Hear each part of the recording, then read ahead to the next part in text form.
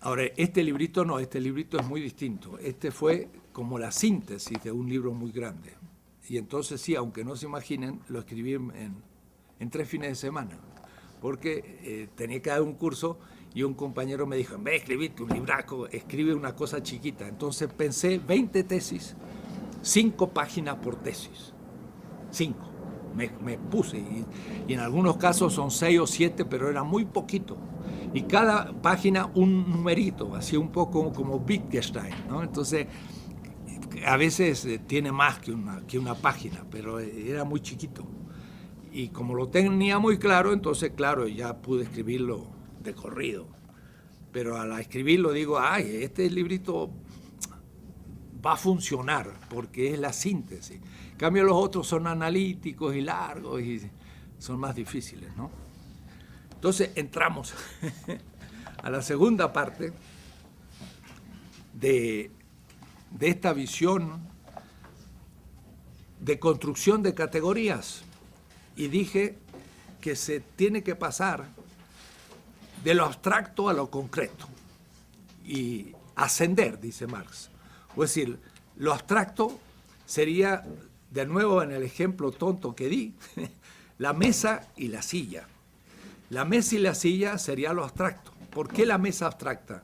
Porque si yo digo mesa, todavía no digo mesa de un acto pedagógico como esta, o mesa de mi comedor, o de mi cocina, o la mesa del juez, o la mesa, qué sé yo, del médico donde tiene los cadáveres. Hay muchos tipos de mesa. Entonces, al decir mesa es un abstracto. Es decir, el pensamiento analítico tradicional piensa, hay una mesa concreta y yo abstraigo y entonces me elevo al concepto de la mesa. Pero esto es al contrario. Al decir mesa no digo qué tipo de mesa es, entonces es abstracto. Lo abstracto es la mesa. Y me tengo que elevar al todo donde esa mesa es parte. Eso es el proceso dialéctico. Pasar de la parte al todo. Y ese pasar, dia, en griego, pero también se entiende en castellano, es el pasar de la mesa, que también es una totalidad, porque tiene patas y componentes de terminaciones, y paso de esto al todo. Pero el todo es lo concreto. Y la parte es lo abstracto. Es decir, es justo lo contrario del pensamiento analítico positivista, que dice la mesa es lo concreto y el concepto es lo abstracto. No, la mesa es lo abstracto y el todo, pero el todo no es un concepto, es el acto pedagógico, que además no lo veo, porque el acto pedagógico no es ni las paredes, ni la luz, ni las ventanas, ni yo aquí haciendo gesticulaciones. El acto pedagógico es el ser que fundamenta el que haya luz, que haya pizarrón, que yo esté aquí, todo lo que está acá, y la mesa y la silla de esta forma. Es decir, el ser es lo que fundamenta todas las diferencias. Y por eso la identidad y diferencia. El todo es la identidad y la diferencia es lo que puebla la totalidad y fundada, y el ser es el fundamento. Esto se aplica al capital, y esto es todo el capital de Marx, y se aplica a todo.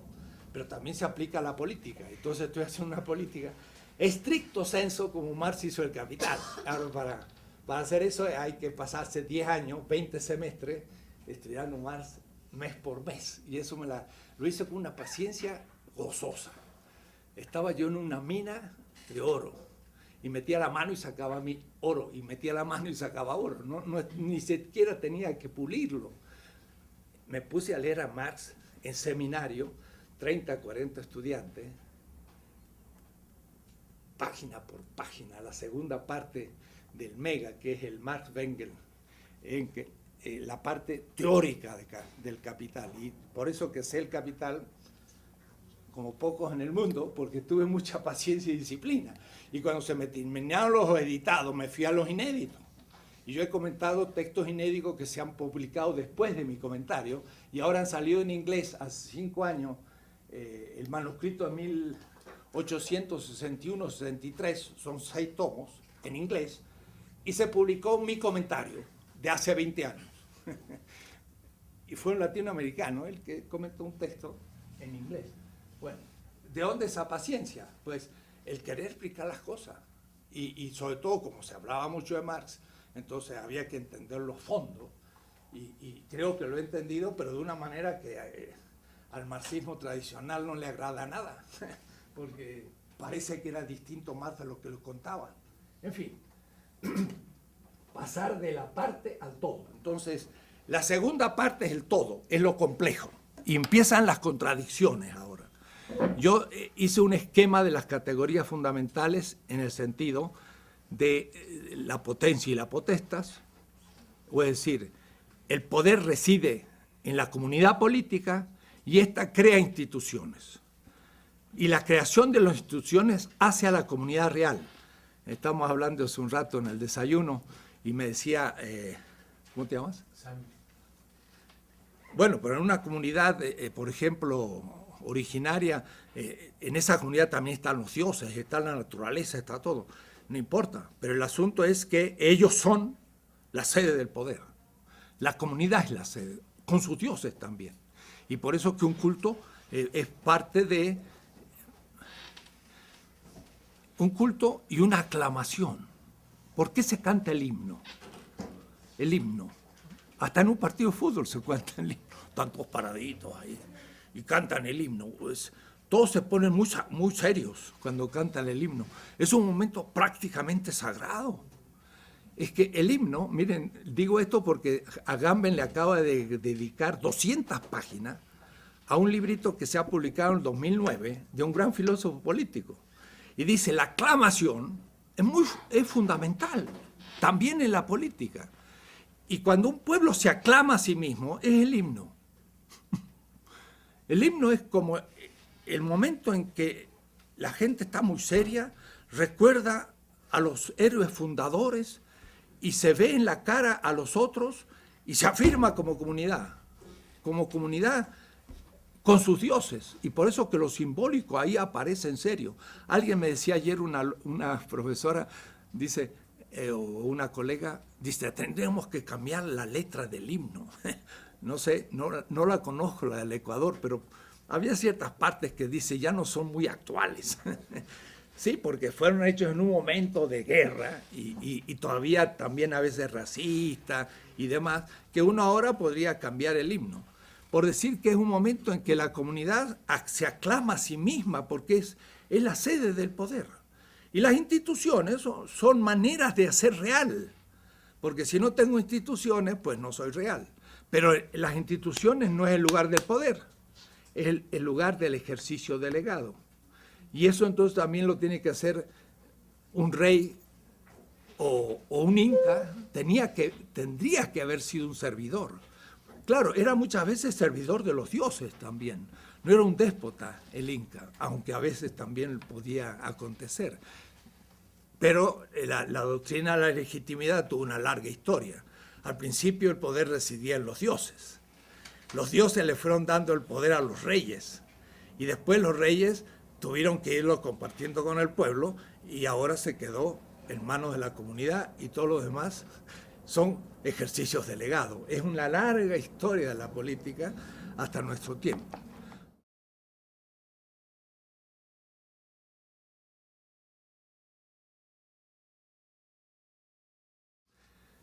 Si no es la clase obrera, ¿quién es? Y ese fue el planteo de todo el pensamiento francés, cómo se plantea, Balibar, Rancière y Badiou, etc. Y de ahí todos estamos pensando qué es el sujeto. Para mí, así rápido, porque no tengo demasiado tiempo, lo pueden después leer, el sujeto, que no le voy a llamar sujeto, sino le voy a llamar actor colectivo de la política, es el pueblo. Y al decir eso, debo decirme que ya me hago objeto de la crítica. Mi alumno, Horacio Ceruti, porque fue alumno y después colega, pues me escribió un libro tremendo, 1983, donde me dice populista. Un servidor, como dicen los mexicanos, populista. Pero lo único que estoy no mal ubicado, porque a Mariátegui también le llamaron populista. Y Marx era populista. Porque Marx, cuando escribió El Capital, primer tomo, Danielson en Rusia lo leyeron y le escribieron a Marx. Y le dijeron, es extraordinario el libro, pero esto no se aplica a Rusia.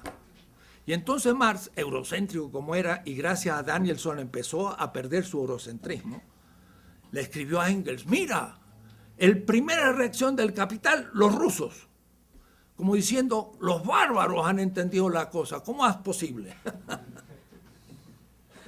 Y le entró una gran amistad con Danielson y todos los populistas rusos.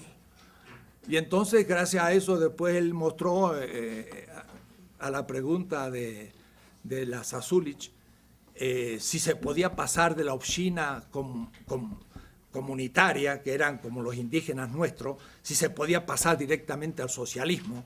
Y Marx estudió el tema, se puso a leer el ruso, he visto sus cuadernos donde empieza a estudiar los verbos, adjetivos, y en un año se pone a estudiar ruso y al segundo año está tomando apuntes de la bibliografía rusa. Marx tenía muchas lenguas y sabía cómo estudiar lenguas.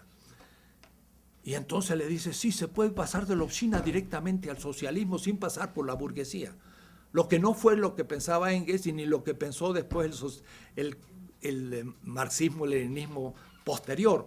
O es decir, Marx hubiera sido criticado por los fundadores del Partido Comunista ruso por un populista también, porque le daba importancia al pueblo y a la obshchina y se pasaba al socialismo. O es decir, no estoy mal situado si alguien me dice que soy populista, porque lo dijeron a Mariátegui y se le puede acusar a Marx, entonces estoy bien acompañado. La objeción es que el pueblo es una categoría como la categoría pobre, ambigua, no es marxista y no es científica y entonces es gelatinosa. Bueno, hay categorías cuyo nombre, aunque sea ambiguo, hay que precisarlo, pero no se lo puede perder. Hay nombres que no se pueden perder. Miren lo que hace Negri y le pone multitud. Y esa multitud se entiende porque en Italia hablar de popolo es fascista. Y la multitud es algo que en Italia significa algo muy distinto que en América Latina. Porque en América Latina, pueblo fue la traducción de la comunidad indígena. Y el pueblo en América Latina no es lo mismo que en España. Porque para ellos tienen su historia la palabra pueblo. Pero en el norte de México hay unos grupos de pueblos originarios que se llaman los pueblos. ¿Cómo es posible? Yo siempre decía, ¿cómo estos se llaman pueblos? Claro, le preguntaron cuál es el nombre de su nación y le dijeron la comunidad. Y entonces, ¿cómo se traduce pueblo? Bueno, es una cultura que se llama pueblo. O es decir, para nosotros, la traducción castellana de la comunidad aymara, quechua, maya, azteca, chibcha, etcétera, es pueblo, no tenemos otra palabra. Entonces, el tema es, ¿qué es pueblo?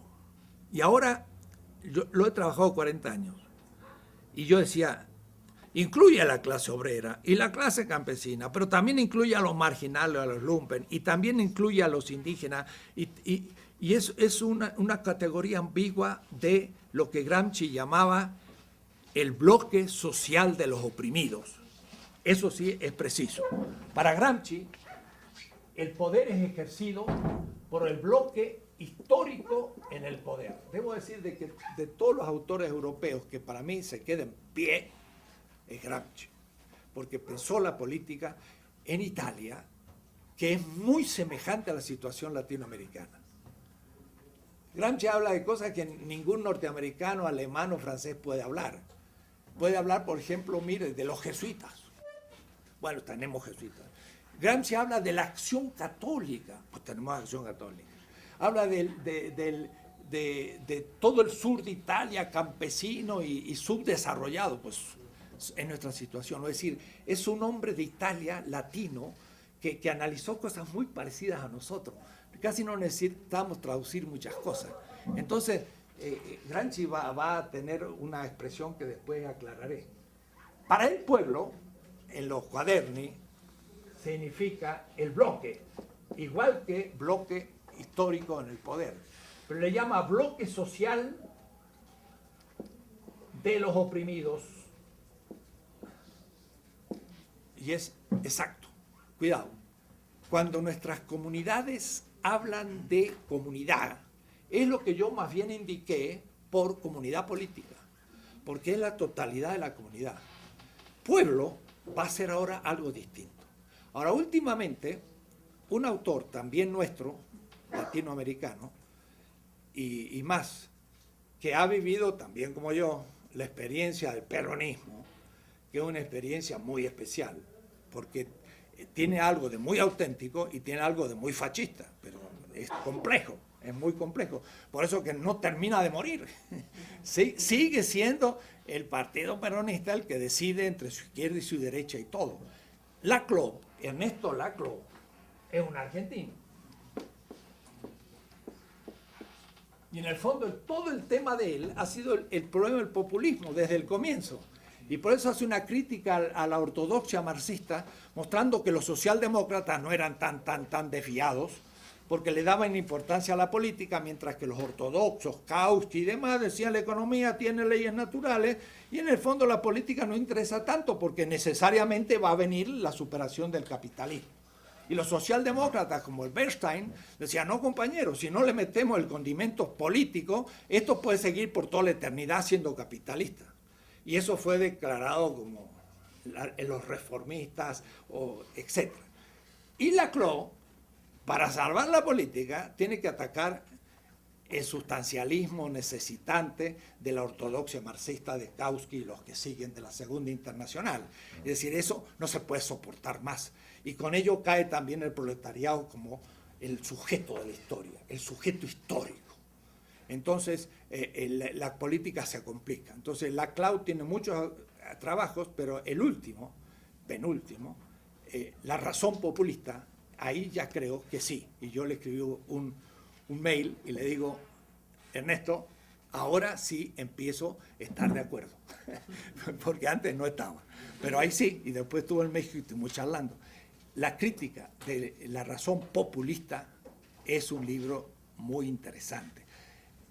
Como es Laclau, que es un lingüista que está trabajando con Lacan, yo digo con Lacan, si hay algún lacaniano que no me pegue, pero yo digo, Lacan tiene tantas modificaciones que por último ni él mismo supo ya lo que estaba diciendo, ¿no? Entonces es complicado Lacan y por eso Zizek es muy complicado. Y eso es un tipo de esos autores que hay que también ver qué fortaleza sitiar. Y hay alguna fortaleza que uno puede decir, mire, no vale la pena gastar tanto trabajo en sitiar la fortaleza y me dedico a otra fortaleza, ¿no? Porque hay autores que son muy de moda y son muy interesantes, pero es tan complicado su lenguaje y su temática para que al fin el volcán pare un ratón. Entonces hay que también elegir a los autores con lo cual uno tiene que perder tiempo de su vida. Entonces por ahí ya estuve ahora en Londres, en el Birkbeck College, tengo todo Zizek, como 30 obras, y ya lo escuché hablar y discutimos y todo, y me dije, no le voy a dedicar mucho más tiempo a Zizek, porque es un pensamiento muy inteligente y muy activo, pero los productos son miserables y no sirven prácticamente para la política y entre nosotros mucho menos. Entonces cuando Zizek aparece en Buenos Aires, 4.000 personas, pero en el fondo no le dice nada porque no conoce la situación ni sus categorías sirven. En fin, Laclau sí, porque ha vivido.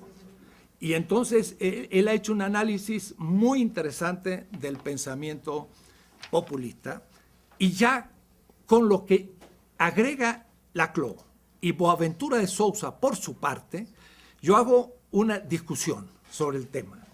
Y así empieza el tema 11, en la tesis 11. Pero a eso yo le podría agregar los trabajos de Agamben sobre otro tema escandaloso, pero me gusta escandalizar. Les dije que uno de los autores más trabajados en este momento es Pablo de Tarso, pero no como teólogo, sino como político. Pablo de Tarso, que de paso en las facultades jacobinas de la modernidad quedó fuera. O es decir, la modernidad también es secularizante, y al secularizar mata a los dioses y por eso no entiende ninguna cultura del África, Asia o América Latina. Y al volver el mito, tenemos que terminar con la secularización, por lo menos como lo propuso el jacobinismo. Entonces, tomar Pablo de Tarso en una facultad de filosofía es un escándalo. Bueno, eso es lo que hace Franz Hinckelhammer, pero no con Pablo. Él toma un evangelio de Juan y se llama El grito del sujeto. Pero él lo hace con toda conciencia. Él dice, voy a tomar un texto estigmatizado en una facultad de filosofía, porque es el evangelio de San Juan. Y lo voy a traer ese texto en la facultad de filosofía. ¿Y qué voy a hacer? Voy a hacer una hermenéutica sobre el mito. Y la hermenéutica es filosófica. El mito es lo que está en el evangelio de San Juan. Y si lo hago sobre el mito adámico, o si lo hago sobre el Prometeo, o si lo hago sobre el libro de los muertos, o el Upanishad, o nuestras costumbres indígenas, ¿por qué no lo voy a hacer sobre los mitos judeocristianos? Como mitos. Entonces, de pronto, Badiou, en el acontecimiento, pone al ejemplo de lo que es un acontecimiento. Es decir, alguien que en un mundo inaugura un nuevo mundo, crea un nuevo mundo, como un régimen de verdad al cual se va a tener fielmente y de ahí va a surgir realmente un nuevo momento histórico. Y para dar un ejemplo, Badiou, que es un marxista, ateo, francés, jacobino, se escribe un libro sobre Pablo de Tarso, allá por el año 1990. Pablo de Tarso. Pero es un ejemplo. Y miren lo que dice.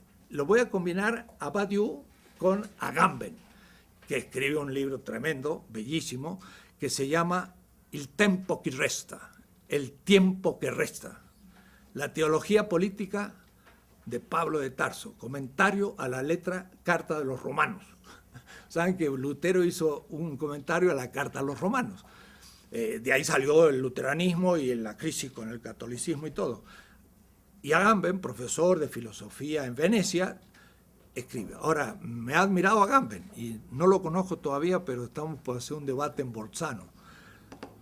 Usa el griego y el hebreo, pero muy bien, y hace un análisis tremendo de Pablo de Tarso.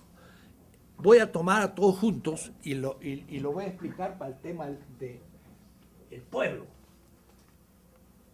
Pablo de Tarso escribe una carta a una comunidad pequeña subversiva de mesiánicos en Roma, el gran imperio. Y el imperio cuyo genio es la ley. Y le dice, la ley no es el criterio de la justicia. ¡Praf! Se borró todo el imperio romano de un monotoso. La ley no justifica lo justo. Di Caiosine, no justifica. Sino que hay otro criterio que justifica la justicia de los actos. Y entonces el otro criterio es lo que a mí me interesa. Porque ahí viene el tema. El otro criterio se le dice emuná, que en griego es pistis, y que en castellano es una palabra estúpida, fe. Entonces, ¿qué significa fe? Hay que ir a la palabra hebrea para entender lo que significa esto, emuná. Por eso que yo digo, la ley no es el criterio de la justicia, el criterio de la justicia es emuná, y uso una palabra extranjera, ¿ves? Yo tendría que poder hacer lo mismo con las culturas indígenas, si conociera la lengua. Bueno, esa es la tarea que tienen que hacer ahora los que conocen esa lengua como propia. Yo por ahora estoy desquiciando el pensamiento griego romano desde un pensamiento semita que ellos consideran bárbaro y que la modernidad también consideró bárbaro. Entonces, el pensamiento semita es extraño a la modernidad, me sirve de punto de apoyo de exterioridad para criticar el eje Parménides de Heidegger, que es lo griego interpretado desde lo alemán como el origen de Europa, porque Grecia no llegó a Europa como nos dicen. Grecia, la Edad Media, modernidad. ¿Qué va a ser? Grecia se hizo Bizancio. El imperio bizantino se hizo los grandes califatos. Y los grandes califatos tradujeron en Toledo las obras de los griegos y llegó a la Europa latina germánica en el siglo XIII en latín, y ahí surgió Buenaventura, Tomás de Aquino y demás. O decir que no hay ninguna conexión entre los griegos y la Edad Media, directa, Edad Media latina, sino que hace todo un camino por el Oriente, donde el mundo árabe es fundamental, y cuando Tomás de Aquino habla de Aristóteles, habla desde los comentarios del comentarista. Y el comentarista es Avicena, que vivía en Samarcanda, al norte de la Siria actual, en una de las ex repúblicas soviéticas. Era un árabe. Entonces se cuenta que la invención de que es Grecia, la Edad Media y la modernidad es también una invención tremenda. Y Heidegger dice, la filosofía empezó en Parménides y termina en mí. Lo mismo que dijo Hegel en Berlín. Lo único que uno estaba en Berlín y otro en Freiburg.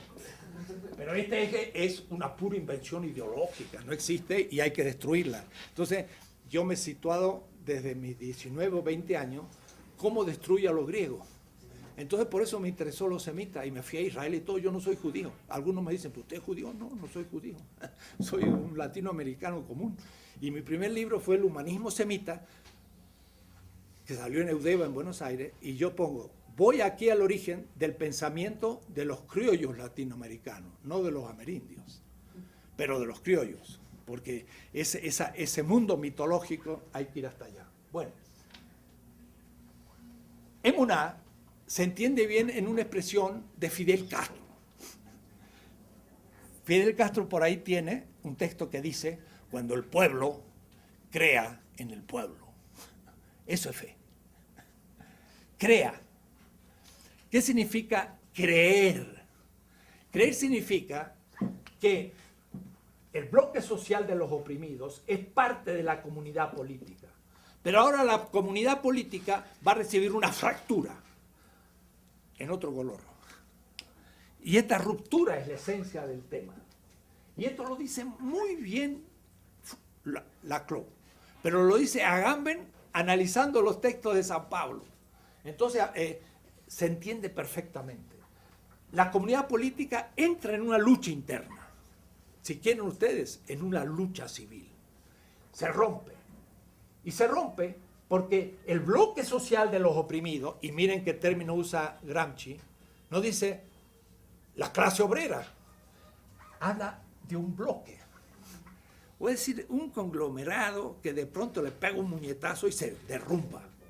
O es decir, el pueblo va a ser un bloque, no va a ser una sustancia histórica que atraviesa la historia como un meteorito, sino que va a ser un bloque coyuntural que va a lograr unidad, se va a transformar en un actor colectivo, va a cambiar la historia y después se puede desarmar. Por eso habla Mao, y la habla muy bien, no soy maoísta, las contradicciones en el seno del pueblo. Perfecto. El pueblo tiene contradicciones. Y ayer yo decía en mi conferencia, miren, el mejor ejemplo que tenemos es la emancipación. En el bloque social de los oprimidos estaban primero los criollos blancos, después estaban los mestizos, y tengo que hacerlo racialmente porque dice Aníbal Quijano y tiene razón, la clasificación es racial. Y después ya vienen los indígenas. Y después, al último, los afro. Y claro, y las combinaciones que había, etcétera, etcétera. Pero entonces, aquí hubo un bloque que en el caso de Hidalgo, por ejemplo, o San Martín en parte, unificó a todos estos. Otros, en cambio, solamente se quedaron con los blancos y los mestizos y excluyeron los indígenas, pero cuando Bolívar se enfrenta a los indígenas, pues es derrotado con Boves. Y debo decir que los indígenas en gran parte luchaban para el rey y no para los patriotas. Y era lógico, porque los patriotas, en la medida en que ya tenían influencia del liberalismo, pues le iban a quitar los pocos derechos que le quedaban, y de hecho lo hicieron. Así que consiguieron en los indígenas, por ejemplo los de Ecuador, según he visto rápido, pues el derecho de ciudadanía española.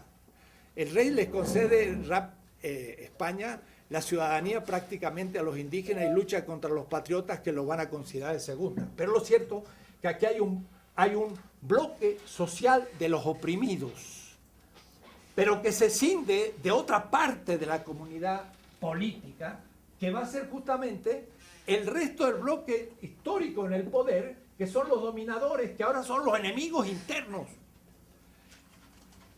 Y eso lo va a tener muy claro el populismo, por ejemplo, el populismo que va a unir burguesía nacional, obreros y campesinos. Es contradictorio, pero no es tan contradictorio si se piensa en un proyecto capitalista nacional antiimperialista, en el sentido en contra de la burguesía del centro inglesa o norteamericana. Entonces, Velasco Ibarra o Cárdenas o Perón o Vargas podían decir el imperialismo norteamericano, pero lo decían en nombre de la burguesía en una lucha entre burgueses, porque la competencia también es interburguesa, porque la burguesía central se chupa el plusvalor de la burguesía a la periferia. Y entonces también hay una contradicción entre burguesía, y Agustín Cuevas, un gran pensador ecuatoriano, se equivocó, porque dijo, Marx habla de la relación capital-trabajo, pero no de la relación capital-capital. Pues se equivocó. Mi querido Cuevas, porque lo conocí, pero lo descubrí esto mucho después que se había muerto. Cuevas creía que Marx hablaba solo de la explotación del capital y el trabajo, pero se le escapó el tema de la competencia, donde un capital lucha contra otro y se apropia de valor del otro capital, y ese es el tema de la dependencia. Y por eso Agustín Cuevas dijo, el tema de la dependencia no tiene lugar en el discurso de Marx. Y se equivocó. El lugar en el discurso de Marx, de la teoría de la dependencia explícita y explicada por Marx, es la competencia entre el capital global de las naciones subdesarrolladas y desarrolladas. Ah, que la palabra subdesarrollo es una palabra burguesa. La palabra desarrollo es el centro de la ontología de Hegel. En Bicklund, el ser se desarrolla. El concepto se desarrolla y llega a la idea, en Bicklund. Y Marx dice, un capital con poca composición orgánica, tecnológica, está menos desarrollado. Y usa la palabra unterentwickelte. Así que no es nada de burgués. La competencia entre capitales la explicó Marx muy bien, y la explicó la competencia entre naciones. El populismo nuestro, por nacionalista, era un problema de competencia entre la burguesía central de Inglaterra y de Estados Unidos y la burguesía nacientes, quizás inexistentes, de América Latina. Entonces la burguesía le sacaba plusvalor a los obreros y campesinos, pero tenía que transferirle ese valor a la burguesía central. Y eso es el problema de la dependencia, y es el problema de la globalización. La globalización no es una globalización homogénea, es una globalización que explota la periferia. Y mire, si no, pago de la deuda. Mire, que usted tenga $1 aquí, es una cosa increíble. ¿Cuánto vale imprimir $1?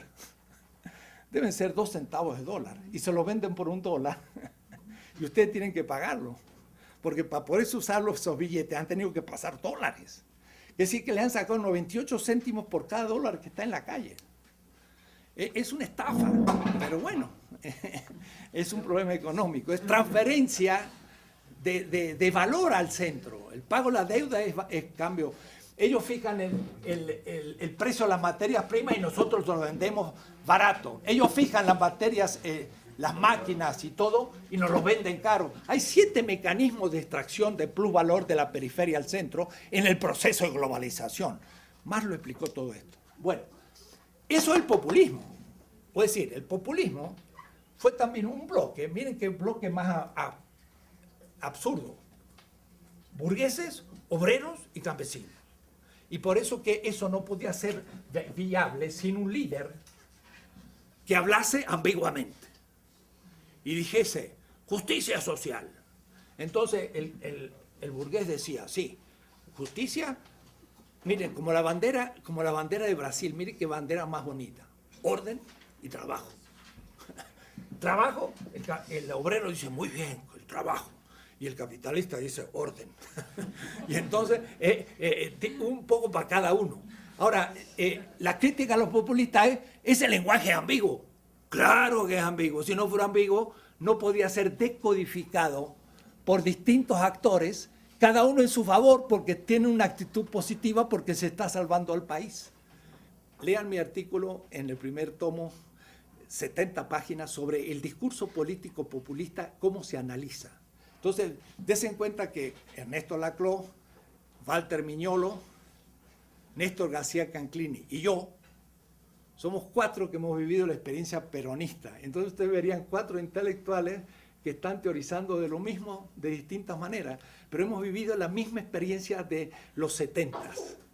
Es interesante ver ese hecho. Y de paso a cada uno le he preguntado, le dije a Ernesto, ¿tú no crees que Néstor, Walter, yo y tú no somos esa generación que pensó tal cosa? Y me dijo, sí. Y se lo he dicho a Walter, no lo había pensado, pero sí, y a Néstor también. Es interesante porque el peronismo tiene algo también de interesante. Bien, este bloque, que puede ser el de la emancipación, o que puede ser el bloque que es contradictorio internamente, pero que se constituye como bloque, el asunto es cuándo ese bloque logra unidad para poder transformarse políticamente en un actor colectivo. No voy a hablar de un sujeto. Voy a decir que todos se encuentran. El concepto madre aquí fue la libertad. En el caso de la emancipación. El criollo decía libertad, pero libertad de comercio para que los españoles tenían el monopolio. Y los indígenas pensaban libertad para tener justamente nuestras antiguas comunidades con nuestras tradiciones. Y los afros ni hablar, la libertad de la esclavitud. Entonces cada uno tenía algo de semejante. Algo de semejante. El criollo decía libertad. El indígena decía libertad. Y el esclavo negro decía libertad. Esa libertad es la semejanza, no la identidad. Pero el criollo intentaba tener ahora el comando de un comercio independiente de España. Y que después de hecha la revolución, rompe el pacto y se queda con el poder. Y ahora vuelve el indígena y el mestizo y el blanco empobrecido y lo demás van a ser ahora el bloque social de los oprimidos. Y ahora los criollos se van a poner ahí. Hasta ahora. Es lo que yo quise decir ayer, pero no tuve tiempo. Y entonces, aquí hay distinción analógica y una semejanza analógica. No hay ni identidad ni equivocidad. Y entonces, ¿cómo lo plantea el Laclau? Laclau dice, hay distintos requerimientos o demandas, en inglés también demandas. Claro, las demandas es un requerimiento y por último una necesidad, desde un punto de vista materialista marxista, pero él no baja ese nivel porque sería sociológico y como está a un nivel lingüístico un tanto idealista, entonces le falta la economía política que la ha criticado en el marxismo ortodoxo y ya no la recupera más, Laclau, se queda en el aire. Entonces yo critico a Laclau diciendo, vuelve un poco a Marx, porque te lo has liquidado demasiado pronto, ¿no? Es más válido de lo que tú crees. Pero lo interesante es que hay demandas. Entonces la mujer descubre el machismo y al mismo tiempo la dominación de la mujer y puede surgir un movimiento feminista. Y el hombre y la mujer de color descubren que el color es el modo de clasificar la dominación en América Latina, el racismo. Y luego la tercera edad, que los archivan en los asilos, el movimiento de blanco, de los viejos que empiezan a ser actores políticos. Y la clase obrera también es un actor social, y también lo es el campesino, los pueblos originarios, que en algunos países pues es el actor principal, y en otros pues mínimo, porque son muy pocos, pero son significativos. Todos estos movimientos, tiene cada uno una demanda propia. Y entonces el asunto es cómo esa demanda propia puede devenir lo que Laclau llama muy bien, y es su aporte, una demanda hegemónica. Pero hegemónica no es dominante, sino es hegemónica. Y aquí viene Gramsci. Y la importancia de Gramsci. Dice Gramsci, una clase dirigente, una clase es dirigente. Las palabras aquí valen. Cuando está como bloque histórico en el poder. Gramsci dice, en Italia la burguesía no logró ser nunca el bloque histórico en el poder. El norte de Europa, de Italia industrial, Torino, Milán, Venecia, está escindido del sur, el Mediogiorno, el Mezzogiorno, el sur, que ahí está la mafia en Sicilia y la Camorra en Nápoli. Son dos grupos muy distintos, con una historia muy interesante, porque estas mafias eran grupos secretos que luchaban contra las invasiones normandas y después contra las francesas y contra las españolas. Eran grupos patriotas que tenían una especie de redes de nacionalistas de oposición. Y después que ya se hizo con Garibaldi la unidad, pues estas mafias siguieron funcionando, y sobre todo cuando se fueron a Estados Unidos, ni hablar. Y entonces usaron su antiguo método contra las invasiones europeas para empezar a sacar ventajas, y se transformó en lo que entendemos por mafia. Pero la mafia era un movimiento político de liberación honesto en Sicilia durante siglos, ¿no? Pero en fin. Entonces, dice Gramsci, una clase es dirigente mientras tenga consenso. Y esto no es Habermas, es Gramsci. Y esto tampoco es Gramsci, es Bartolomé de las Casas. Bartolomé de las Casas dice, el rey no puede tomar ninguna decisión si no cuenta con el consensus populi. Y usa la palabra consenso. Y dice, y si no tiene el consenso es ilegítimo, dice Bartolomé de las Casas. Como si fuera escrito después de la teoría de la acción comunicativa de Habermas en el año 1992. O es decir, parecería que Bartolomé de las Casas escribe un libro en 1993 y le dice a Habermas, estoy de acuerdo, el consenso es el fundamento de la legitimidad, pero la única diferencia es que dice populi, y Habermas no sabe lo que es el pueblo, porque el Volk en Alemania es también Hitler. Entonces no le hablan a los alemanes de pueblo, porque es fascista. Y cuando yo hablo de pueblo en Europa, ¿qué será este hombre? Y cuando yo hablé de vida a Apple, comunidad de comunicación, digo, muy bien, extraordinario, me agrega muchas cosas, pero debajo de la comunidad de comunicación hay una comunidad de vida, porque Marx habla de la comunidad de los trabajadores. Esta es de comunicación lingüística, pero esta es de comunicación del trabajo y por lo tanto económica. Y si yo hablo, está bien, pero yo trabajo también. Entonces yo le dije a Apple, pero hay también una comunidad de vida. Lebensgemeinschaft. Se le pararon los pelos Hitler, porque Hitler era un vitalista y decía la vida. Y el Lebensraum, la vida necesita espacio. Y por eso vamos a conquistar toda Europa para que la vida de la sangre germana ocupe toda la humanidad. Entonces el vitalismo, digo, no, mire, yo hablo de la vida de Marx, no de Hitler, que no sabía cómo. Entonces escribió un trabajo sobre Marx, criticándolo, Carl Otto Appel, el maestro de Habermas, y Hinckleyman y yo le hicimos picadillo el texto, y Appel no habló más de Marx, porque le demostramos que no conocía a Marx. Ni Habermas conoce Marx, ni Ricoeur conoce Marx, ninguno conoce Marx, lo han leído así rápido. Claro, yo lo he leído bien. Entonces, justamente este resto, como le llama Pablo, es lo que voy a llamar pueblo.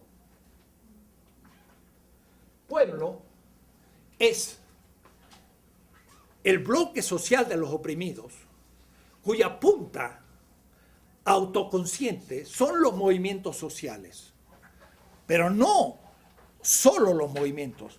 Si yo lo pudiera representar, diría, pueblo es así y tiene como puntas, la historia va hacia allá, hay movimientos que tienen autoconciencia del machismo. Hay otros que tienen autoconciencia del problema de la raza. Hay otros sindicatos, algunos, que tienen autoconciencia de la explotación obrera.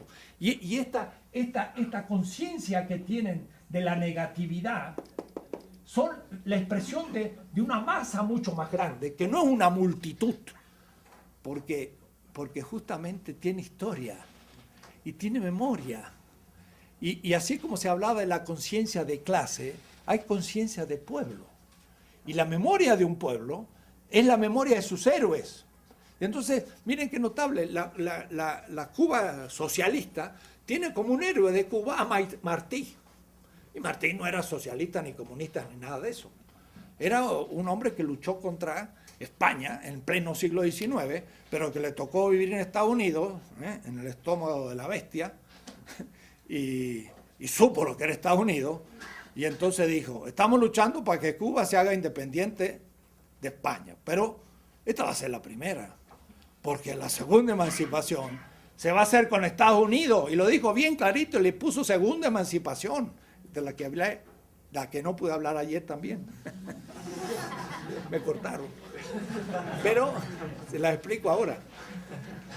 Él ya descubrió Estados Unidos como la próxima potencia y no imaginaba que en el Tratado de París, con la presencia del Vaticano, se admitió que España entregara las tres islas bajo el protectorado de Estados Unidos.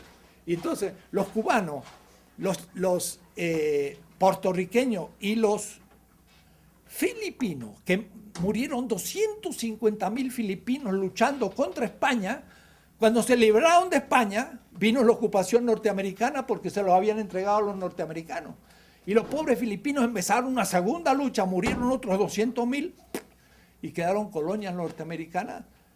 Después vino la ocupación japonesa en la Segunda Guerra y a la salida de los japoneses, los norteamericanos tuvieron que dar la libertad, pero fue en 1945 que Filipinas recién se emancipa y Filipinas es un hermano latinoamericano. Es notable la unidad que tenemos de su historia. Estudiar la historia de Filipinas hay que agregarle unos pocos años y es la misma que el Ecuador. Además, ayer estábamos en la fiesta, en este hermoso claustro que parece un hospital. Bueno, usted puede ir a Filipinas y encontrar lo mismo. Igual, hasta con las bugambilias o como le llaman, las flores. Y si los ven de atrás en una celebración, como son todos asiáticos, pues parece una comunidad indígena igual, ¿no? Digo esto para recuperar la presencia en el Asia. Pueblo sería ese bloque de los oprimidos que, sin embargo, debe tener un proyecto unitario. Entonces, ahí viene la disputa. ¿Cómo se hace? Entonces, dice... con mucha tecnología lingüística complicada y lacaniana, pero al fin se puede simplificar. Dice Laclau, uno de los movimientos propone, de hecho, una de sus demandas. Es la demanda de ese movimiento. Pero cuando esa demanda es asumida por otro, la va vaciando, porque propuso la liberación ante el machismo, pero el racismo dijo no, pero la cuestión es la de color. Entonces, para Laclau, es como si se vacía un poco el feminismo porque tiene que dejar entrar el problema de la raza. Y viene el obrero y dice, no, pero no es el problema de la mujer, ni es el problema del color, el problema es la explotación del capital, porque yo creo plusvalor. Y entonces dice, se va vaciando el contenido equivalencial, pero sin embargo unifica a todos los grupos. El problema es que él tiene un concepto de universalidad unívoca. Entonces, el universal abstracto y el universal concreto son unívocos todavía. Y entonces se está queriendo encontrar la solución porque es un universal concreto, pero el universal concreto es un universal. En cambio, la semejanza no es universal, sino que tiene algunos aspectos que se parecen a los otros, y claro, sobre todo y en primer lugar, lo negativo. Por eso la demanda de libertad convino a todas. Vos decís, un movimiento, el criollo dijo la libertad, y entonces el indígena dijo también, Y el esclavo dijo también. Y cada uno lo fue interpretando a su manera. Lo único que para mí no se van vaciando, se van llenando. Porque no se le va disminuyendo, sino se le va agregando contenido. Pero es solo la lógica, la analogía, lo que me permite entender a lo que yo llamo un hegemón analógico. Una vez que todos los grupos tienen un proyecto hegemónico, como el que tenía el bloque histórico en el poder, porque el bloque histórico en el poder tiene un proyecto hegemónico y por eso tiene consenso. Es decir, un bloque hegemónico y dirigente, cuando más o menos logra satisfacer la necesidad de todos los grupos, o al menos les hace creer que lo está satisfaciendo. Y mientras que yo crea que me lo satisface, estoy en el consenso, creo en el rey. Pero una vez que se toma conciencia crítica de la no satisfacción, de que la demanda no es cumplida, entonces yo tengo que luchar para que se cumpla. Y en ese momento, el pueblo, como resto, en la ruptura y lucha contra las clases y los grupos dirigentes, entonces rompen el consenso. Es el disenso. Y entonces la clase dirigente se transforma en grupos dominantes. No es lo mismo dominante que hegemónico. Dominante es cuando el bloque histórico pierde el proyecto hegemónico y ahora aparece como el proyecto de un grupo para cumplir sus intereses. Y los demás ya no se ven incluidos en ese proyecto y por eso están en disidencia. Y en ese momento empieza la represión.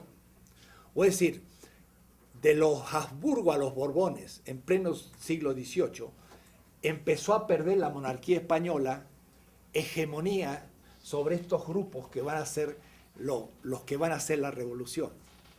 Y al perder la hegemonía se va transformando en represiva.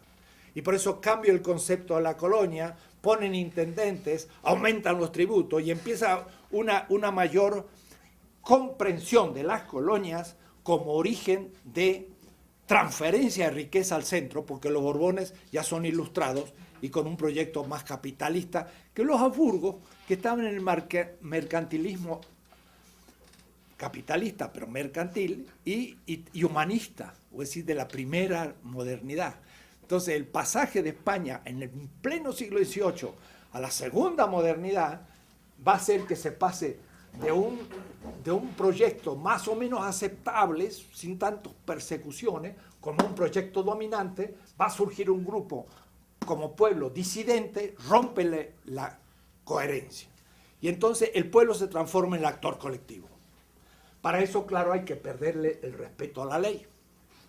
Las leyes de India, pues, no me mandan a mí. No las obedezco más. Dejo de ser obediente. Y entonces, ahora, ¿cómo se produce eso históricamente en el caso de Pablo de Tarso? Pues muy fácil. La ley mata a un justo, al fundador del cristianismo. Sus discípulos ven que lo matan y saben que es justo. Y han estado viviendo con él. Han visto que conoce la ley, que quiere a su pueblo. Pero los grupos de dominio del templo, en contubernio con el imperio, lo condenan. Pero lo condenan porque el hombre ha entrado días antes al templo, sacó su cinto y tiró abajo las mesas de los cambistas, que tenían que tener dinero de todas las partes del imperio para que pudiesen comprar una paloma o un buey para hacer su sacrificio. Y eso era un banco. Era un banco en el sentido actual. Y entonces tira aquello y dice: habéis transformado en una guarida de ladrones la casa de oración. Fue una crítica económico-política. ¿No? Y ese día decretaron su muerte. Entonces, para Benjamín, ese personaje es ya un Mesías. Mesías viene del hebreo que significa aceite. Mesías, aceite. Y el aceitado es el ungido. Y el ungido entonces es el que se levanta contra el sistema y pone su cuerpo como primer víctima ante el proceso de liberación. El Mesías es eso. Entonces ahí viene la interpretación del Mesías por Benjamín, por Levinas y por todo el movimiento judío. Y eso entonces nos hace entrar en la idea de que todos los libertadores en esta visión serían mesiánicos. Y entonces se entiende de que el resto tiene una mística mesiánica. Y eso es lo que uno nota, por ejemplo, en los libertadores. Es gente que da su vida y que la da. Y que no tiene miedo de hacerlo, o mejor, tendrá miedo, pero no se echa atrás, ¿no? ¿Y esto por qué? Porque están construyendo un nuevo sistema. Entonces, todos estos temas son políticos. El disenso se transforma en lucha. Claro, antes se pensó como pura lucha de clases. Ahora es mucho más.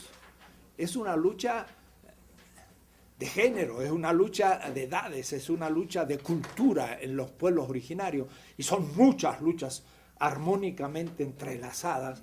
Y todo eso produce la liberación de un pueblo. Ese pueblo tiene que destruir el sistema que lo ha oprimido y tiene que empezar una lucha para la construcción de un nuevo sistema. Pero en el interín, en el medio de, diría,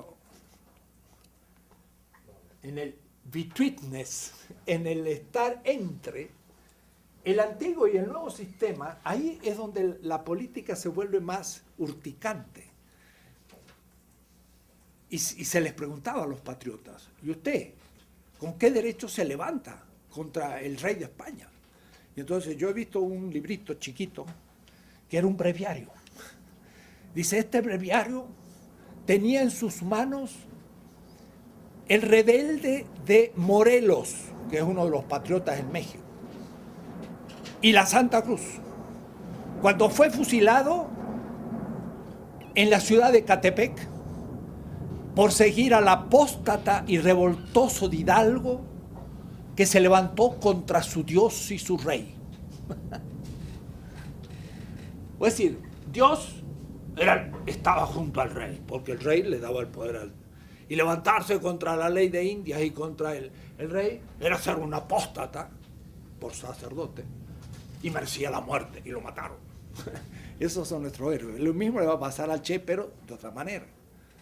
Porque el Che, en este caso, pues hizo un mal diagnóstico político y se metió en Bolivia y no conocía Bolivia, lo cual es un pecado mortal para un guerrillero, pues no sabía ni lo que era el ejército boliviano, ni lo que estaba corrompido el Partido Comunista Boliviano y todo, pero fue también un héroe en el sentido que dio su vida. Y por eso el rostro del Che Guevara en todo el mundo es como el rostro del idealismo.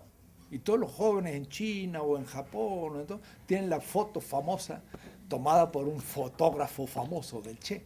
Pero ¿por qué tiene tanta fuerza?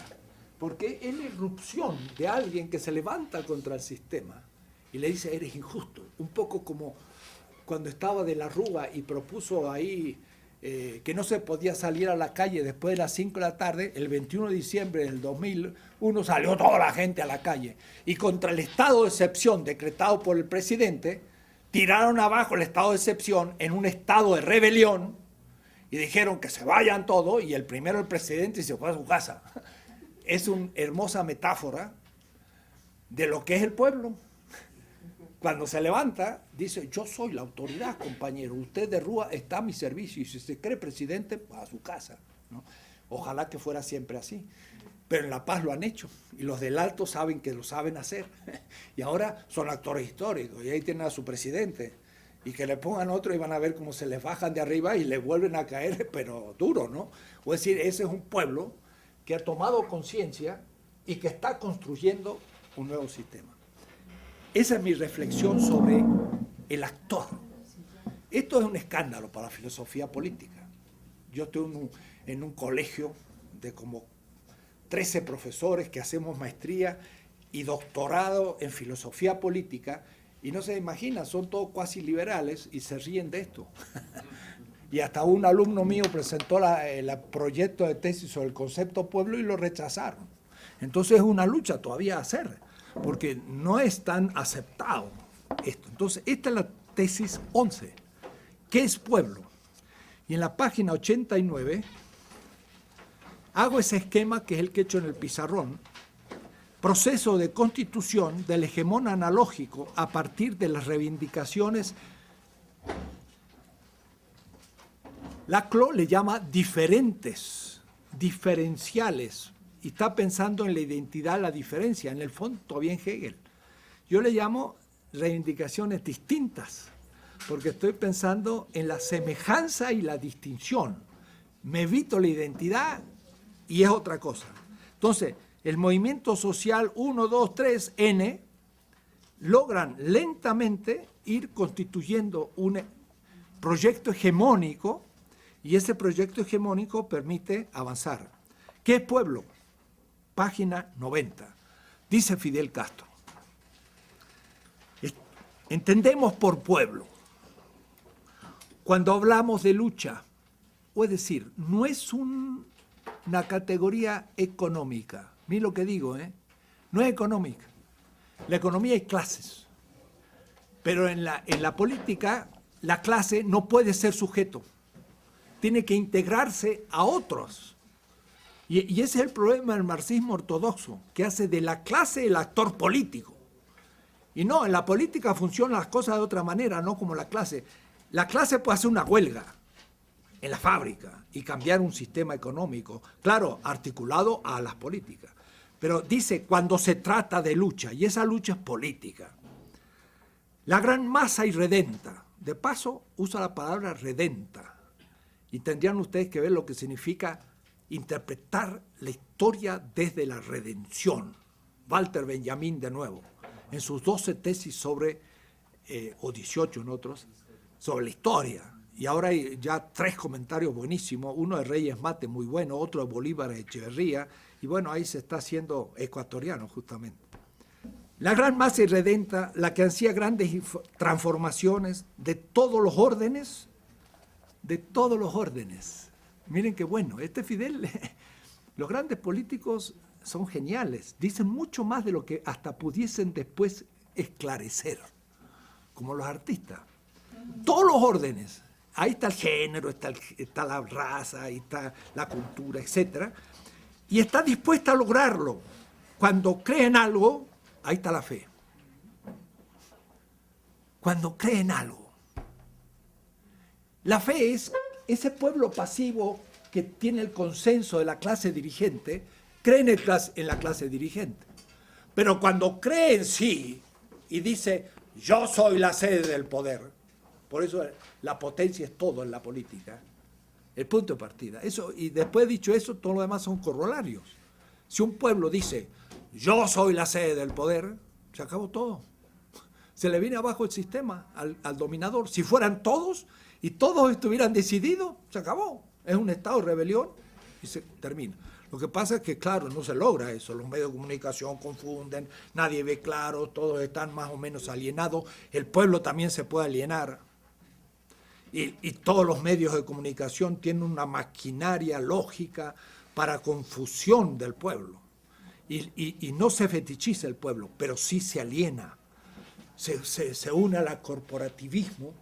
Y entonces, para salvarme, me uno a un político o a un patrón para poder vivir, y cada uno empieza a colgarse de lo existente corporativamente y no nace el sujeto histórico, porque el sujeto histórico tiene que saber quién es el enemigo, y el enemigo hay que situarlo muy claro y hay que afrontarlo. Cuando creen algo y en alguien, ese es otro tema, va a ser un capítulo del tercer tomo, el liderazgo. La izquierda no tiene un capítulo sobre el liderazgo, tiene sobre la vanguardia. Y la vanguardia era el partido, el comité central. Y entonces Lenin decía, ahí se discute, cuasi democráticamente, no tanto, pero luego se baja la orden al pueblo. Y el proletariado es la masa que cumple. Y el comité central es el que decide sobre la verdad. Es un problema de teoría de la verdad. No, señores, el que decide no es el comité central, debe ser medios de participación de un pueblo que pueda participar. Y el comité central no tendría que ser la vanguardia, sino obedencial al pueblo. Pero, de toda manera, es un grupo de personas, o aún una. Ho Chi Minh, Mao Zedong, Lenin, Fidel Castro, miren qué notable.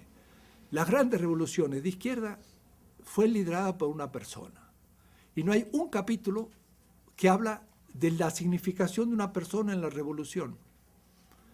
Hay una especie de principismo teoricista que dice que los principios son lo importante, pero no las personas. ¿Y cómo no va a ser las personas importantes? Son los que encarnan los principios. Yo puedo creer en una persona, en un principio no puedo creer. Puedo admitirlo y tomarlo como horizonte, pero yo puedo creer en la persona. Entonces va a haber un capítulo que se va a llamar Condiciones democráticas del ejercicio del liderazgo. Porque si no, tampoco entendemos esto. Y dice, y sobre todo cuando crea suficientemente en sí misma. Ese consenso crítico del pueblo es la fe, como criterio de justicia, no la ley, y como criterio de nueva ley futura, cuando se haga la Constitución. Y en el mito este mosaico, que es un mito, pero un mito también que se las trae, estaba Moisés en el desierto y su suegro Yetro le dice, ¿qué pasa? Dice, ¿qué pueblo es este? Que no tiene ley. Y entonces Moisés dice, es verdad, en Egipto había ley, pero aquí en el desierto no tengo ley. Entonces, subió al Horeb y le dieron la ley. O es decir, que el pueblo, hay un momento en que no tiene ley. ¿Y de dónde le viene su legitimidad? Este tema lo explicaba en Bolivia a la su ministra de Justicia y a 400 gente del Poder Judicial. ¿Dónde viene la legalidad cuando no tenemos Constitución? Antes de la Constitución. Viene del consenso crítico del pueblo. Ese es el último criterio de legalidad y de legitimidad, no la ley. Es el consenso, el fundamento de la ley. Y si la ley no respeta el consenso, yo no respeto la ley. Y no se puede ser transformador diciendo, yo respeto el orden, entonces estoy perdido. Si el orden se fetichiza, la dominación queda para siempre. ¿Se dan cuenta? Esto que estoy diciendo, no lo pueden leer en Habermas, porque tiene unas líneas ahí, y no lo pueden leer en Carl Schmitt, porque Carl Schmitt tiene una teoría de los partisanos. Y yo dije, qué bárbaro, este hombre se hizo una teoría de los guerrilleros. Mira, el viejito Carl Schmitt terminó bien. Y me leí todo el libro y lo iba yo comentando en mi máquina, escribiendo ya lo que voy a publicar. Y iba todo muy bien, justificando a los guerrilleros, a Lenin, a Mao, hasta a Che Guevara, habla el viejo. Y cuando llego al final, en las últimas 4 líneas, dicen, pero todos estos movimientos transformaron al enemigo en enemigo absoluto, y como el enemigo absoluto es en la guerra, pervirtieron la política. Y entonces Borach dice, Mao, Lenin y Che y todos no fueron políticos, fueron guerreros y destruyeron la política. Entonces, en la última frase, Carl Schmitt volvió a sacar su beta nazi, y entonces tuve que ahora sí, gracias a la computadora, recopiar todo, porque yo creía que era un descubrimiento del viejo al final, y no, el viejo era igual que siempre, nomás que había reservado para el final el golpe y se lo daba al final, ¿no? El último round time lo noquea, ¿no? Entonces, no entiende, él no tiene, el gran constitucionalista alemán, que fue Carl Schmitt, y gran teórico, no sabe lo que es el consenso del pueblo como y crítico, porque el consenso primero no es el consenso segundo, porque ahora tengo 2 consensos. El consenso que era hegemónico se transforma ahora en el consenso del bloque histórico en el poder como dominación, y ahora surge un consenso crítico. Tengo 2 consensos. Eso no lo tiene nunca Habermas, tiene uno solo, yo tengo 2. ¿Y cuál de los 2 vale más? Y bueno, el crítico es el que fundamenta la futura legalidad, y por eso es dialéctico. No pienso en un sistema, sino en 2 y en el movimiento. No hay ningún teórico político en este momento que plantee las cosas con esta, claridad. Ninguno. Y lo conozco todos. No sé, por ahí algunos que todos los de moda. Entonces usted dirá, bueno, usted está trabajando los de moda, sí. trabajo lo de moda para hacer los picadillos. Y entonces tráigame a otro, y quizás muchos otros que no están de moda, estoy de acuerdo, y dirían, ve, por eso no está de moda. Porque los de moda ocultan los problemas, aunque sean muy críticos y aunque sea la escuela de Frankfurt. Entonces, El BOA, Enrique, ¿cómo? El BOA, Boaventura de Sousa Santos. Boaventura está en esta línea, justamente, y el nuevo sentido común es el que se da acá. Bueno, Boaventura, tantas cosas que dije, me olvidé. Boaventura habla de que hay que hacer un diálogo, por supuesto, todos estamos de acuerdo, y una traducción entre los movimientos. Yo soy feminista, digo, la mujer es la contradicción primera con el varón. Viene el de color y dice, no, el racismo es lo fundamental. Yo lo viví en el 75, exilado, estuve en Chicago en un gran encuentro y no sabía lo que era el racismo en el año 75. Como todo latinoamericano, en América Latina no hay racismo. Y entonces tuve una discusión así, tete a tete, 2 metros de distancia, con James Cone, un gran teórico en Nueva York del problema del racismo. Pero yo no lo veía como afro, yo lo veía como norteamericano. Y a la noche cuando dormía escuchaba el ruido de la sirena de los autos y yo decía, me van a agarrar, porque venía de la represión y de los norteamericanos que habían preparado todos los represores en la Escuela de las Américas y todo. Entonces, yo no lo veía como africano, afro, lo veía como un norteamericano. Y él me veía a mí como blanquito y no me veía como latinoamericano. No se imagina, fue una explosión eso que nos agarramos a patada. Que la contradicción principal es la raza. Digo, sí, muy bien, pero tú me puedes matar a mí porque la contradicción principal es capital, trabajo, imperio, periferia. Y todo. Él no sabía tampoco mucho lo que era Marx y tampoco sabía lo que eran las colonias. Después va a entrar a diálogos con los africanos, asiáticos y va a empezar a cambiar. Pero nunca del todo. El que hizo el camino fue Cornel West. Cornel West es un afro, pero que conoce Marx, que conoce el pragmatismo, y de él sí soy amigo sin problema. Pero entonces yo choqué con un hombre que tenía la sensibilidad racista, y yo era un racista al no darme cuenta. Pero hubo que avanzar, y había que integrar después el problema de la raza, ¿no? Pero entonces, hay que hacer un diálogo. Y ese diálogo con James Cone me duró 10 años, 20, y llegamos a ser grandes amigos, y yo integré completamente el racismo, y él empezó a estudiar el capitalismo y el imperialismo, etc. Y yo le escribí una carta cuando Powell fue el gran general, ¿no? Le digo, mira, ves, ya ustedes, los afro, ya los tenemos encima de la cabeza nosotros, también, no son santos. ¿Cierto? Y después el feminismo, pues ya tenemos también a mujeres tremendas, ¿no? O decir, claro, uno está en ciertas contradicciones inevitables.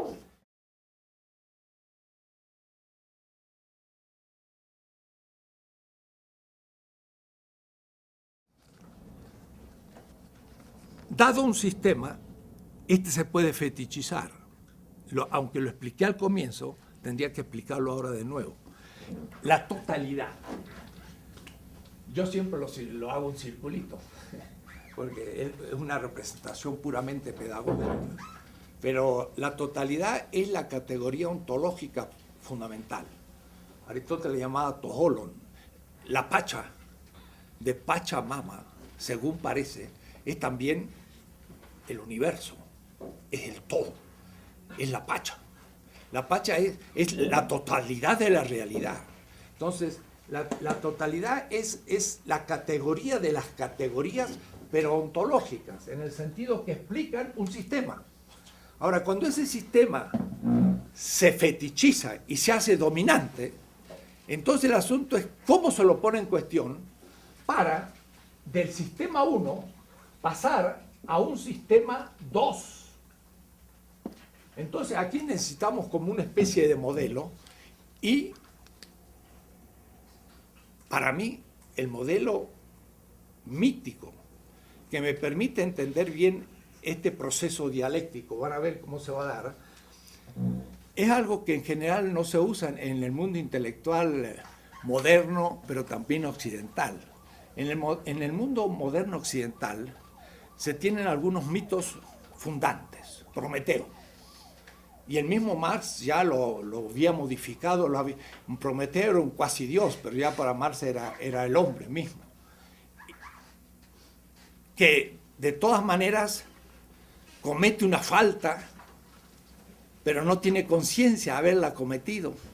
O es decir, está contra las leyes del sistema y no tiene conciencia de haberlo cometido, y los dioses le dan sin embargo un castigo, pero el castigo es eterno y no puede ya salvarse. Entonces, es el mito de Prometeo. Yo justo llegué a la Sorbona y estaba de profesor Paul Ricoeur, y Paul Ricoeur es un amigo, es decir, era un maestro, pero era un maestro militante. En una semana latinoamericana de 1964 en París, éramos como unos 30 estudiantes de toda Europa que yo había conectado y que nos reunimos, y lo invitamos a este gran maestro, Paul Ricoeur, y él aceptó y vino y habló sobre la responsabilidad del filósofo en la política. Y para mí era un ejemplo, era justamente lo que acabo de explicar. Era un militante que pensaba, y pensaba tremendo. Este Ricoeur produjo muchísimo, murió a los 92 años escribiendo, ¿no? Él escribió un libro en el 1961, cuando llega a París, que era comparar el mito de Prometeo con el mito adámico. Eso me marcó para toda la vida. Toda la vida. Dos mitos. Y claro, por eso no me cuesta nada el pensar en los grandes mitos de nuestros pueblos, porque también la modernidad tiene mitos detrás. El mito de Prometeo es un mito en donde el sistema y la ley pues obliga, y yo no puedo salir de ello. Este mito está detrás también de toda la organización, por ejemplo, de las castas en la India. Hay un orden de la ley. El que no cumple la ley es el paria. Y el paria entonces queda en la exterioridad del sistema. Ya nadie lo puede tocar, y el que lo toca queda impuro. Es un pobre, lo que llama Agamben en el derecho romano, un homo sacer. El homo sacer era un hombre sagrado en el Imperio Romano, pero era la condena absoluta. Cuando alguien cometía un crimen, el más horrible, en Roma, se le declaraba homo sacer. Significaba sujeto sin derechos. Sujeto sin derecho. Pero homo con esa palabra.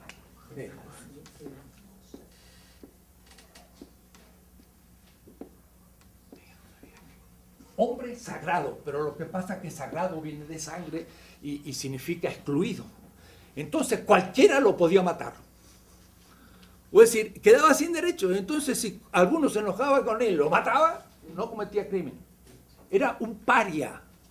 Era un paria fuera del sistema. Esto es Prometeo, es el mito trágico.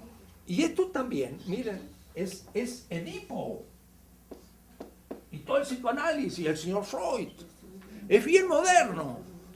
Y Freud, si hay algún psicoanalista, pues vamos a tener que entrar en diálogo.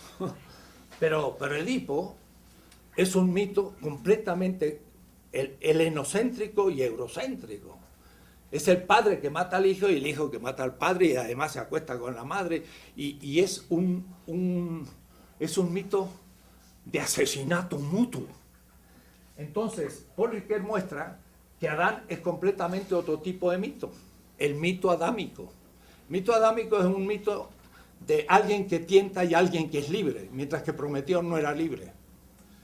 Y Prometeo comete una falta que no conoce y es castigado injustamente, pero eternamente, y no hay perdón y no hay historia. En cambio, Adán es tentado por la libertad de la serpiente, que de paso no es la serpiente nuestra.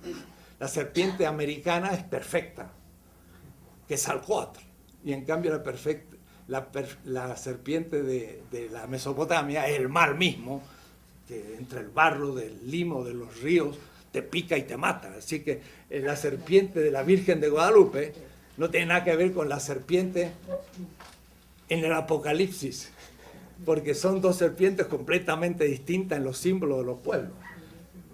Es una libertad que se opone a una libertad de Adán. Y Adán comete un pecado. ¿Y cuál es el pecado? La divinización del sistema. O es decir, la ley es divina y el orden es perfecto.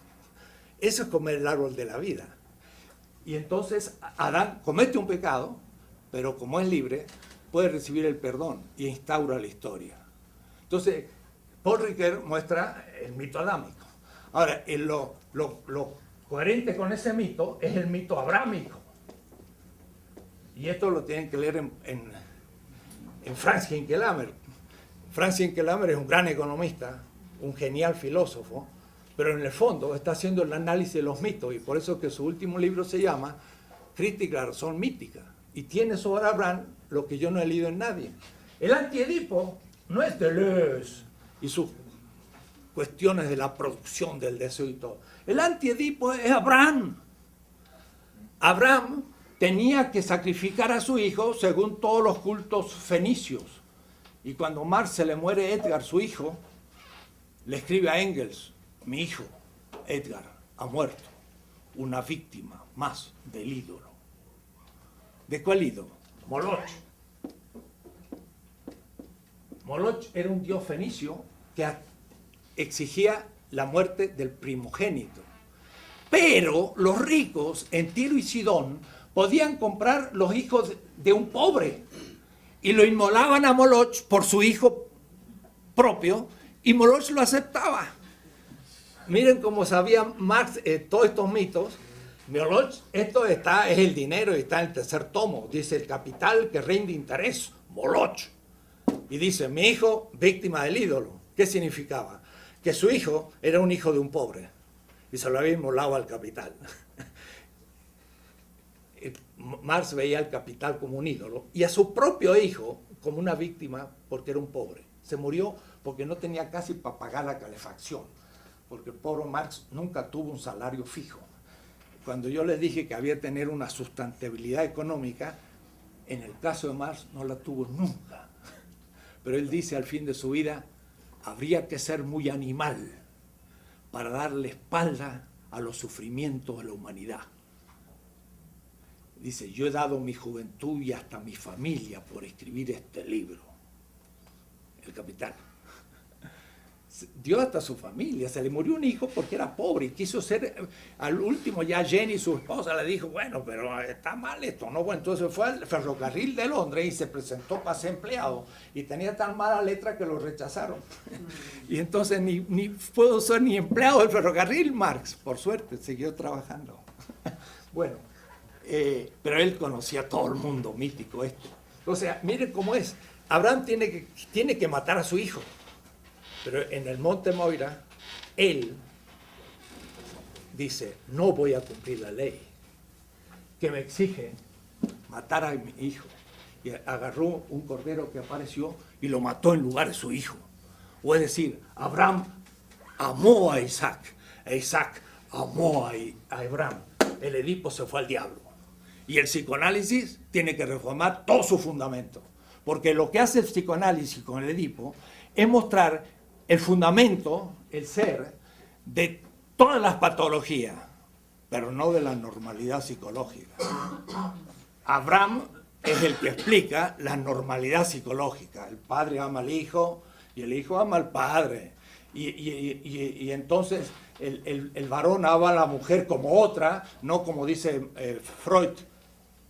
La sexualidad es por naturaleza masculina y la mujer es objeto sexual.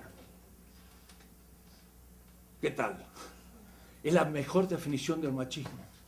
Es perfecta. Entonces a mí me sirve Freud para estudiar el machismo. Y en eso se lo agradezco. Pero es un machista redomado. ¿Se da cuenta? Lo que leí es un texto tal cual lo pueden ver en mi erótica latinoamericana, que he estudiado estos temas ya en el año 72. Las feministas me pegaron fuertísimo porque cometí errores. En el año 72 me he corregido. Pero había cosas que valen todavía, valen porque descubrí una lógica muy interesante. Bien, Abraham ama al hijo, el hijo ama al padre. Son una mitología opuesta. Si yo respeto la ley como sagrada, hago del sistema una idolatría, y entonces, si la ley justifica la dominación, no hay posibilidad de movimiento. La comunidad política, si se fetichiza, se establece un sistema de dominación. ¿Cómo se rompe ese sistema? ¿Y cómo se puede mover hacia otro sistema? Necesito otro modelo. Y el modelo que voy a tomar, perdón, pero es el que voy a tomar, se puede criticar y tomar otro mejor, va a ser el mosaico. El de un tal egipcio que se llamaba Mosés, o si ustedes quieren, Moisés. Y entonces, en el mito mosaico, tenemos la estructura de la política. Había un faraón que era un dios y tenía esclavos. Y los dominaba en el trabajo. Y esto en hebreo, abodá. ¿Por qué lo escribo así? Para que vean algo bien raro. Pero me pasé 2 años en Israel y aprendí el hebreo y todo para poder criticar el pensamiento griego desde el mundo semita. Después habrá que hacerlo desde el mundo indígena, criticar el pensamiento moderno. Pero lo he practicado muchísimo eso.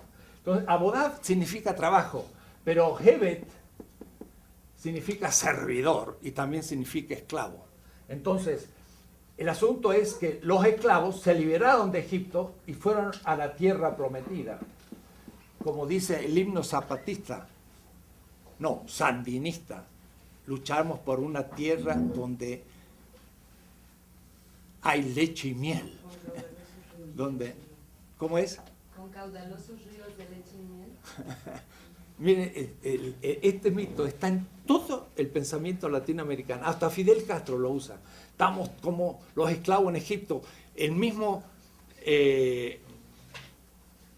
revolución del 1700 al final del siglo de Túpac Amaru y todo, decía, estábamos como los esclavos en Egipto. Es un mito que vuelve, y Ernst Bloch lo utiliza en sus 3 tomos del Principio Esperanza, 3 tomos de análisis de mitos de toda la humanidad, y lo pone en el centro.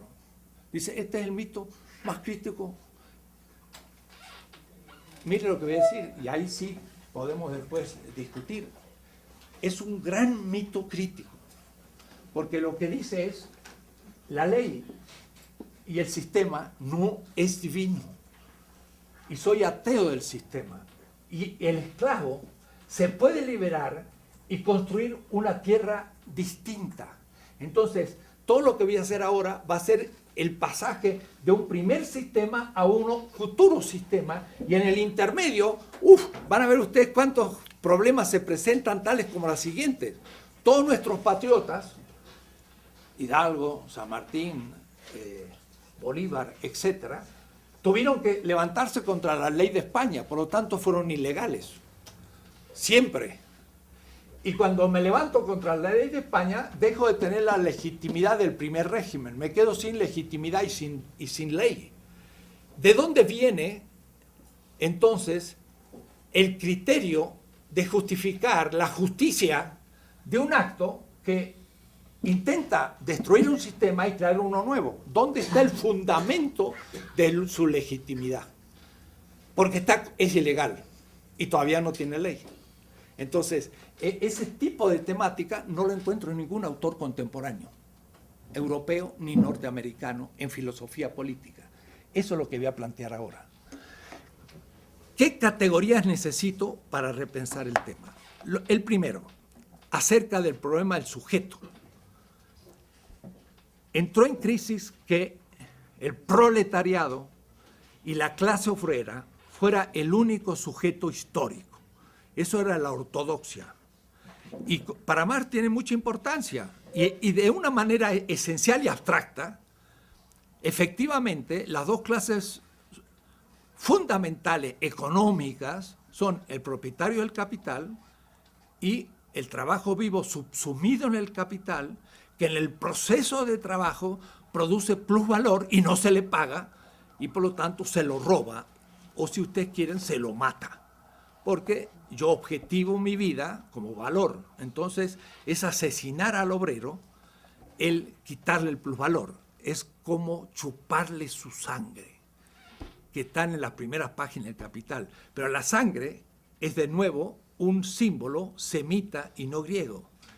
Los semitas ponen en la sangre la vida. Y si ustedes leen a Feuerbach, la esencia del cristianismo, va a decir que la esencia del cristianismo es comer y beber. Se come la carne y se bebe la sangre. Ya lo escandalizo del todo. La Eucaristía. La sangre es la vida. Y dice Marx, la circulación del valor en el capital es circulación de sangre, circulación. Está viviendo la simbología semita, donde no hay cuerpo y alma, sino hay carne y sangre. Cuando le saco la sangre a la carne, se muere. La sangre es la vida. Entonces, el capital chupa la sangre del obrero como un vampiro, dice Marx en las 6 primeras páginas del Capital. Todas estas son metáforas, pero son metáforas que hay que tomarlas muy en serio, porque son las que le están permitiendo pensar. Lo que pasa que en el análisis político, el obrero no pudo ser el único sujeto histórico de la construcción del pasaje de un sistema injusto a uno nuevo. Y se fue comprobando en las grandes revoluciones, la misma de Mao, que de paso, el paso de Lenin a Mao es fundamental, porque Lenin era una cultura europea periférica, Rusia, pero la China ya no era europea periférica, era completamente fuera de Europa, y era sí periférica, y sobre todo con la invasión del Japón. Entonces era un mundo que no había sido dominado en su corazón, pero tenía toda Manchuria ocupada por el Japón y tenían una guerra de liberación nacional contra un imperio como el japonés, capitalista, y por lo tanto fue una guerra colonial también la de Mao. Entonces Mao tuvo que transformar todas las categorías. Además, las últimas categorías son neoconfucianas y no son marxistas. Mao se refiere, de hecho, a Wang Yanmin, que es un gran filósofo chino del siglo XVI, y a veces en su trabajo sobre la praxis cita a Marx, pero el contenido es de Wang Yanmin. Él dice, conocer algo, que es la praxis, es vivir con. Y entonces se conoce al campesino viviendo con el campesino. Eso lo dice Wang Yanmin, pero está hasta más claro que Marx. Que justamente, como ya dije, la experiencia significa poner el cuerpo y vivir, comer, dormir, sufrir con alguien, es entender lo que es intelectualmente y después ya lo puedo expresar. Entonces, yo no soy maoísta, pero la transformación a Mao es fundamental porque es pensar desde el tercer mundo. El consenso no es solamente lingüístico, es un consenso a partir del cumplimiento de las demandas, y las demandas son requerimientos, pero estos son las últimas necesidades de la corporalidad en el sentido materialista, de tal manera que la mujer sufre en su cuerpo el machismo, la subjetividad de color sufre en su cuerpo el racismo, y el viejo sufre en su cuerpo el que lo manden a un asilo, y el obrero sufre en su cuerpo el trabajar en la fábrica. Puede decir que es el dolor del cuerpo el punto de partida de la crítica. Y eso. Entonces, el consenso, dice Gramsci, pero cuando se pierde el consenso, y eso es cuando surge una nueva comunidad en la comunidad que rompe la unanimidad de la comunidad, y esa ruptura le va a llamar la plebs. Va a usar una palabra latina. Va a distinguir entre el comienzo de un pueblo y el pueblo propiamente, el populus. Una plebs comienza a formar y se transformará en el pueblo de la comunidad futura, que será una comunidad política por un tiempo unificada, hasta cuando después de ciertos siglos o años vuelva a ser dominante y vuelva a romperse y continuamos la historia. Voy a decir que esto es una filosofía de la historia, además. Entonces, le llama plebs lo que le llama a Agamben resto. Este concepto, resto, lo toma de Pablo de Tarso, pero ese concepto de pueblo es un concepto semita en el pueblo de Israel. El resto es un grupo de gente honesta que cumple con la ley contra los que no cumplen. El resto, el elegido, diríamos así, mesiánico. Entonces ahí viene Walter Benjamin, que dice, de lo que se trata es un mesianismo más el materialismo histórico. O es decir, la ecuación es mesianismo, pero más Marx. Era un escándalo. Gerson Scholem dice, bueno, mesianismo sí, pero marxismo no. Y los marxistas dicen, marxismo sí, pero mesianismo, ¿qué tiene que ver? Y entonces Walter Benjamin es un tipo extraordinario, complicadísimo, que ese sí ahora lo estoy sitiando. Tengo los 12 tomos en alemán y le estoy dando vuelta al castillo. Todavía no he llegado al centro. Creo que estoy llegando, pero me dura, porque hay que comprar los libros, ver las traducciones, ver los buenos trabajos y va a ser el fundamento una estética que tengo que escribir después de la política, la estética. Entonces a mí me va. Pero la intuición de él es tremenda. Benjamin es fecundísimo. Es un hombre que era amigo de Adorno y de Horkheimer y amigo de Brecht y de todo el mundo allí en Europa, y que además es muy complicado y impenetrable, ¿no? por toda su cosa.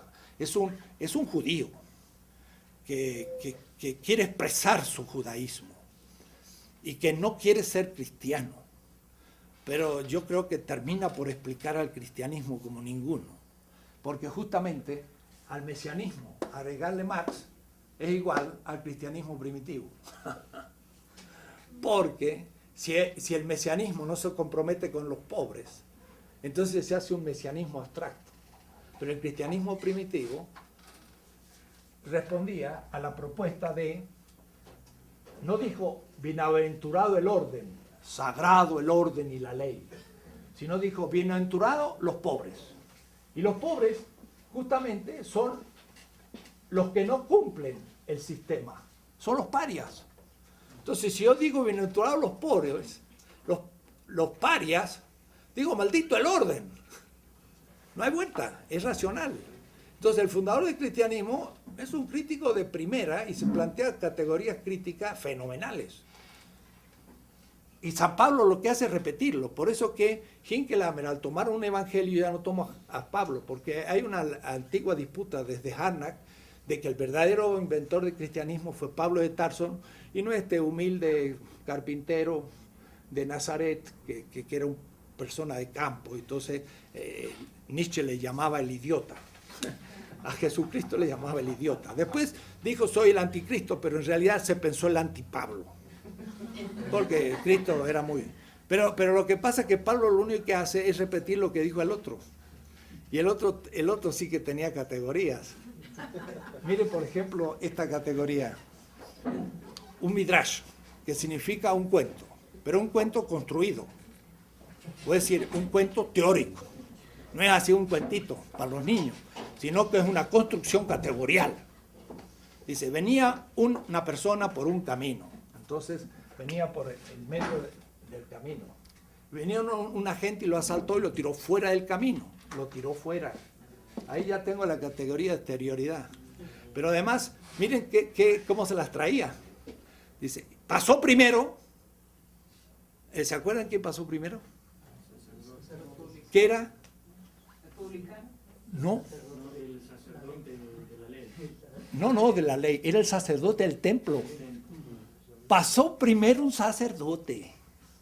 La crítica de toda crítica es la crítica de la religión.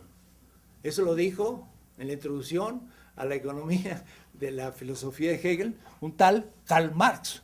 Pero estaba repitiendo, porque aquel otro se las traía, era un laico, no era un sacerdote, y hizo primero pasar un sacerdote, o decir que era anticlerical y criticó la religión del templo.